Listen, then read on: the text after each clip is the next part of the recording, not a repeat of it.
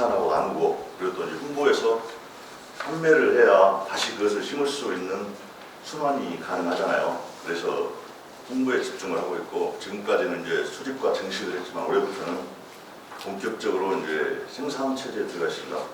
그래서 여러 가지 많이 심기로 했고 특히 이제 토종벼 같은 경우에는 지금 생산 단계로 들어간 게 한 10여 종 그리고 증식하는 것까지 하면은 25종 정도 심어져 있는데 이것이 이제 우리 지역에 가장 잘 맞는 것을 선별하고 선택해서 이제 집중적으로 좀 그 생태적인 환경 그리고 생물들의 신진 대사를 통해서 비료나 이런 것 없이도 충분히 맛있는 쌀이 생산이 가능하다는 것을 알려서 판매나 이런 소득 증진에도 좀 힘써볼 생각을 갖고 있습니다. 이제 여기 있는 글들은 저희가 이제 검증되지 않은 생각인데 여기서 이제 여러분들 생각하고 같이 섞어져서 여과되고 좀 검증이 좀 됐으면 좋겠고요. 지금 이제 다들 아시는 내용이겠는데 시장에 유통되는 농산물이 사실은 옛날에 비해서 상당히 좀 막 생산됐다니까 좀 싸구려 농산물이라고 저는 생각하고 있습니다. 왜냐하면 세계적으로 운송 수단이 발달해서 가장 싸게 생산하고 생산비가 적게 들어가는 농산물이 막대한 운송비, 대륙 간에 지금 가장 많은 운송비 나오고 지구를 오염시키는 연료를 가장 많이 태우는 게 사실은 식량 운송입니다. 수십억 명이 먹을 것들이 이렇게 움직이고 있잖아요. 그 막대한 그 운송비까지 들여가면서까지도 좀 싸게 남이 먹던 그 작은 그 농민들의 밭들까지 뺏어가면서 이렇게 침투하는 그런 좀 그런 경향이 있잖아요. 그리고 이제 이게 돈이 들어간 것보다 더 많이 이렇게 빼내려는 적게 들어가고 돈을 많이 벌려는 그런 생리가 있기 때문에 이 좀 바람직하지 않은 농산물, GMO라든가 뭐 수입 비리 같은 경우 상당히 좀 해롭다고 많이 알려져 있거든요. 그런데 이제 지금 이제 코로나로 인해서 어떻게 보면 이제 농산물 수출입이 좀 줄어들고 지역 소비가 증가되면 그 지역에서 우리 로컬 푸드잖아요. 저 지역 내에서도 이런 식으로 지역에서 이렇게 움직이게 되면 농민들이 그 지역에서만 움직이기 때문에 적당한 가격도 받고 수입도 좋고 그래서 좀 나아지지 않을까 이렇게 기대를 하고 있습니다. 이제 기계값과 농지세는 더 들어가더라도 대응 시장과 상대하기 위해서 충분한 물량이 확보되어야 하니 시장 선점을 위해서는 기계화가 규모화를 통해 살아남을 수 있는 구조가 완성됐다 이렇게 썼는데 기계화 규모화도 문제지만 단작화가 또 더 큰 문제입니다. 단작화는 가장 생산하기 좋고 그 풍토에 맞는 거 한 가지에 집중하는 거죠. 선택과 집중이죠. 그렇게 하게 되면은 그 농작물만 생산하고 다른 것들은 포기하게 돼요. 다른 데서 사 먹어야 되니까. 그러면서 이제 농산물의 다양한 품종들, 토종들 이런 것들이 이제 멸종이 되기 시작하는데 미국 같은 경우 이제 밀이나 콩 같은 경우가 97%가 이제 사라졌어요. 우리나라도 많이 사라졌죠. 그러니까 우리나라가 저 농업이 어떻게 보면 농업국가였었잖아요.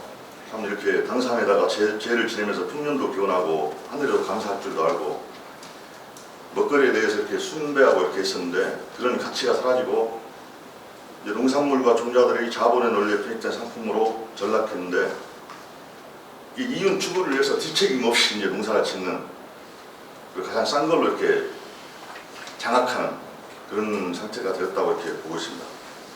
그래서 이 과정에서 이제 생산성과 경쟁력이 없어지니까 계속 수입이 들어오니까 가격 경쟁이 안 되고 생산성이 떨어지고 경쟁력이 없어진 것이 작물이 도태게 되고요. 그러면 이제 농민도 수입이 적으니까 몰락하게 되고 인농 현상이 생기게 되죠. 다 아는 얘기인데 막 하고 있습니다. 이제 쌀이 남아돈다고 하지만 쌀만큼 쌀보다 더 많은 밀이 지금 수입되고 있어요. 그리고 그 밀은 우리 밀 저기 하신 분도 와서 잠깐 떠들어봤는데 실제로 자급률이 1%입니다. 그러면은 쌀 자급률도 절반 뚝 떨어진 게 된 거죠. 전체 밭 식량 작물의 85%가 수입되고 있습니다. 이건 잘 모르는 내용일 거예요. 일반인들은 잘 모르는 내용일 수도 있어요. 근데 이렇게 85%가 수입되면은 15%를 국내 이제 농민들이 그걸 갖고 경쟁을 하게 됩니다. 그러면은 시장이 좁아지고 좀 된다 하는 쪽으로 쏠리는 현상이 생길 수밖에 없어요. 예를 들어서 기존에 같이 나가던 것들이 뭐 다 이제 밭에서 폐기 처분되거나 이런 상태가 되니까 좀 나아진다 하면 그게 몰리게 됩니다. 예를 들어서 아로니아나 블루베리 이런 신상품들로 몰렸다가 다시 또 이제 그 직불금 주간에 다시 다 폐기시키잖아요. 이런 과정이 이렇게 반복되게 되죠. 돌려막기식 작물 선정이다, 저는 이렇게 표현하고 싶습니다. 이 식량 자급률이 지금 26%인 거는 다들 아실 것이고요. 26%를 수입하고 다른 것은 이제 생산돼도 안 되고 생산도 안 하고 이런 상태죠. 수천 년간 우리 몸의 유전자에 최적화된 토종 농산물이 사라지고 GMO 농산물과 방부제 찌들어 뜨거운 적도바다를 흩날려 건너온 농산물이 뭡니까? 우리 몸을 형성하는 거잖아요. 그 74%가 가장 싸고 또 좀 저렴하고 농약도 물들고 그런 GMO 식품으로 만들어지고 있는 거예요. 우리 몸 자체가 이제 변화가 되는 거예요. 우리나라가 이제 일본에 이어서 세계 2위의 GMO 수입국인데 일본은 사료로 많이 쓰이고 저희 거는 이제 다 사람이 먹죠. 그렇지만 이제 GMO 표시나 이런 것들이 안 돼 있어서 사람들이 알면 안 사 먹을 사람도 많이 있을 텐데 그 선택권 자체가 없어요. GMO 표시제가 이제 제대로 가동이 안 되기 때문에 제가 저희 고창에서 그 GMO 프리 선언을 할 때 온 패널들이 이렇게 환경부에서 온 분이 있었는데 이게 GMO 표시제가 가동돼서 한 번이라도 적발된 예가 있느냐 물어봤습니다. 한 번도 없습니다. 그렇지만 이제 우리나라 그 신라면 이것이 터키로 수출되다가 적발이 됐는데 GMO 때문에 이제 기준이 다르죠. 거기서 이제 환수되거나 뭐 반품되는 게 아니라 폐기 처분됐어요. 좀 안타까운 일이죠. 이게 우리나라 사람들은 먹고 보면은 선택을 할 수 있지만 선택권 자체가 없어진 거예요. 그것이 아무래도 이제 그 다국적 종자기업이나 이런 사람들의 그 로비나 이런 영향력 때문에 좀 그러지 않나 이렇게 생각하고 있습니다. 그래서 이제 이 GMO 농산물의 특징이 제초제 내성을 가지는 그런 것이 많거든요. 콩 같은 경우 약을 싹 뿌렸는데 콩은 살고 제초제를 뿌린 풀은 다 죽고 그러면 얼마나 능률적이고 좋겠어요. 비행기를 뿌려버리죠. 아르헨티나 같은 경우. 이게 지코 바이러스나 이런 것도 그 영향 때문에 그런다고 의사협회들이 이렇게 발표를 하지만 그것들이 세계에는 이게 퍼지지 않습니다. 가로막는 손이 있어요. 그래서 이게 이제 GMO 농산물 그 씨하고 농약하고 같이 팔아야 되기 때문에 그 씨가 다시 나서 똑같은 형질을 유전을 시키면은 그걸 못 팔아먹습니다. 그거 다시 뭐 심어가지고 하면 되니까. 그래서 여기 이제 차단을 시켜요. 종자를 2세를 못 낳게 이렇게 차단을 시키는데 이것이 인간한테까지 영향을 미친다. 이것이 지금 여기 보면 안양시 만안구 보건소에서 불임부부 11쌍을 모아서 즉석 먹거리, GMO나 이런 것들이 가공식품으로 제일 많이 쓰이죠. 싸니까. 그것을 즉석 먹거리 이런 인스턴트를 끊고 식생활 개선을 하는 실험을 했어요.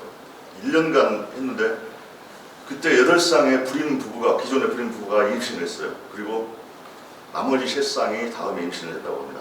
이것이 좀 근거가 있는 얘기잖아요. 그게 이 유기농협회나 이런 데서는 그런 것들이 다 이런 연유에서 있다고 말을 하는데 일반에는 좀 잘 안 알려진 내용인데 실제로 이거 제가 기사를 퍼다가 제가 페이스북에 올렸던 내용입니다.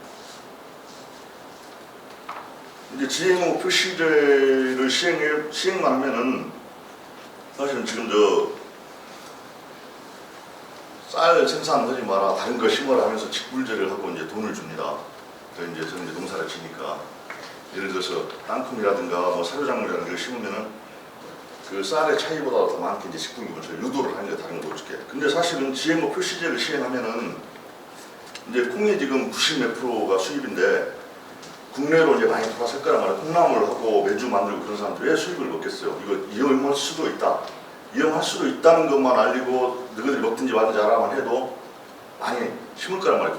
콩을 그 국산콩을 많이 먹게 돼요. 그러면 예를 들어서 프로티지가 조금만 올라가게 되면 이제 사람들이 농민들도 콩을 찾는 사람들이 있으니까 심게 돼요. 그러면 쌀 소비량은 쌀 심는 면적은 줄고 이렇기 때문에 이제 자동적으로 이렇게 되는데 저는 좀 그런 것 좀 시행 좀 했으면 좋겠습니다. 이 표시제가 허점이 있고 현재까지 단 한 건도 적발되지 못할 정도로 사람 이게 제가 물어보니까 업소에서는 한 건 적발됐다고 그래요. 업소에서 GMO 표시제 시행 이후로. 그러니까 이것이 왜 그러냐? 2차 가공돼서 일정 수준의 단백질이 검출되지 않으면 표시하지 않아도 된다. 이런 예외 조항이 있어요. 그 예외 조항 때문에 다 빠져나가지고 구멍이 크니까. 이 라면 얘기는 아까 했었고. 지금 이제 GMO가 좀 많이 홍보가 돼 있어가지고 아마 주부들께서도 다 알고 계실 거예요. 그리고 그 알고 인지하고 있다는 걸 기업들도 알고는 있습니다. 이게 뭐 제가 한번 저 식용유를 한번 사가지고 어디 등산에 갖고 와본 적도 있는데 식용유에 보면 100% 국내에서 만들었다고 아마 차크터리에 있어도 이렇게 보면 보일 거예요. 그렇게 크게 써 있어요. 근데 실제로 이제 그 밑에 작게 나온 거 보면은 그 제품 뭐 유효성분 표시 뭐 이런 것도 있잖아요. 거기에 보면은 100% 수입산이에요. 이게 자기들도 알고 있으면서 사먹으라고 100%라고 하고 있지만 이건 이게 말 그대로 사람 우롱하는 거죠. 수입품 100%라고 정확하게 써 있습니다. 아마 레이저 회사 해표나 그 백설표 식용유 아마 다 그랬던 걸로 아는데 지금은 조금 바뀌었을 거예요. 올해 산 것 중에 하나에는 그게 써 있었습니다.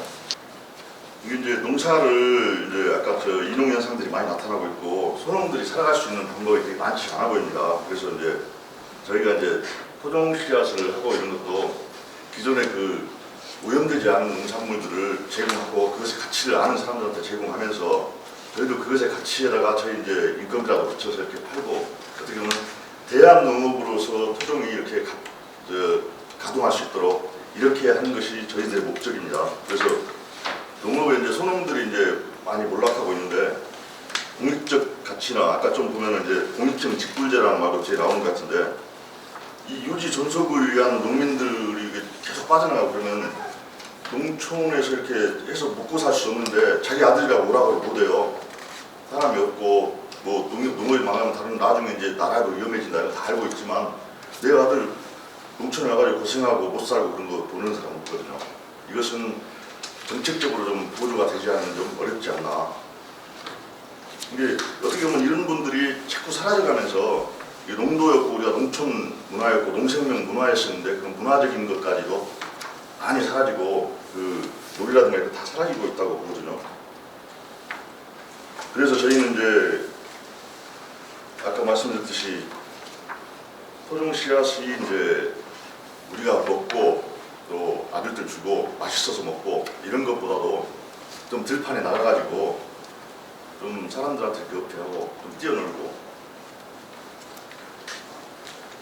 이런 순환을 할 수 있게 소비자들 그 100%큰 것만 보지 말고 작은 것까지 좀 세밀하게 살펴서 우리가 뭘 먹고 있고 또 토종을 하고 있는 사람들이 왜 저것을 하고 있고 왜 우리가 좀 건강한 음식물을 먹으려면 우리 것을 좀 지켜야 되는가 이런 것에 대해서 많이 좀 생각을 해주시고 이런 것들이 농익의 공익적 가치나 유지 존속을 위한 그 공익적 직불제라는 것에도 좀 많이 공부를 해주시고 그랬으면 좋겠다는 생각을 하고 있습니다. 이상으로 마치겠습니다.